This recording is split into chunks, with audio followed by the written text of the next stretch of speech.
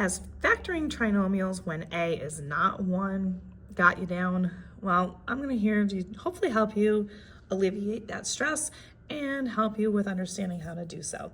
So we're going to use the AC method. The reason why I put this up here is just because you're going to see the variables, and we're going to talk about what the variables are and how to alleviate the stress of trying to figure out how to factor trinomials when doing quadratics. So what the AC method basically is going to do is we're going to help get rid of the 3 in front of this. We're going to rearrange this equation a little bit, or not the equation, but the statement, the expression a little bit more, and then we're going to actually rework it. So the first step we're going to do is to take the A and the C and multiply those two together.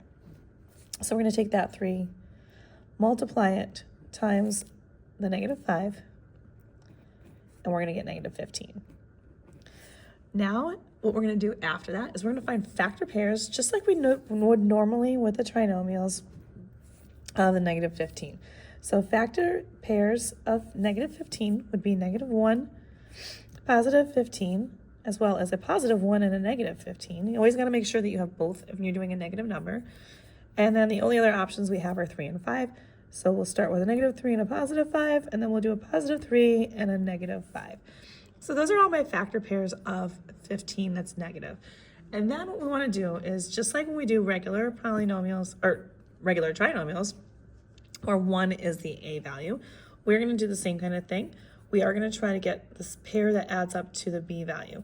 In this case, in order for me to get a B value of -2, I need to pick the number that is negative, needs to be a bigger number. And so that would be absolute value-wise, that would have to be this pair right here, because -5 and a +3 add up to be a -2. Once I've got that, I'm going to go to the next step, which is to just replace these two with p's next to them right here where this is. So what we're going to do is we're going to start with the 3p squared, keep that the way that it is.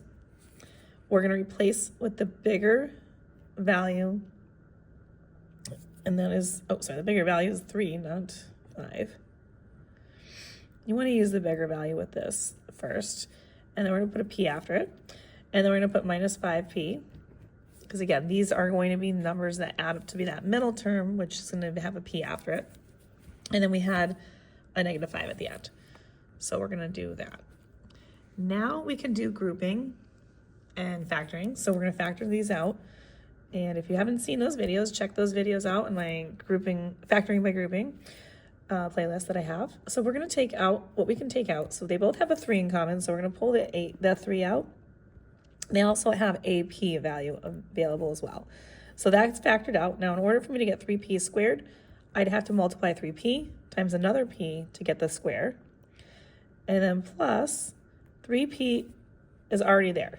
So the only thing I would have to do is put a 1 there, because that would keep it factorable and keep it the same. Now we're going to go over here and do the same thing over here. So we're going to do the same kind of situation. In order for us to have this factored out appropriately, we should have a p + 1 repeated here. So I'm going to pull out a -5 here.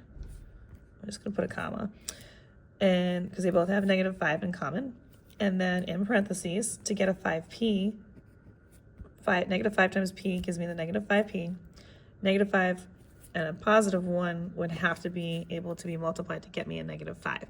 Now I have the double binomial that's the same, so that is the first one that we're going to write down, p + 1.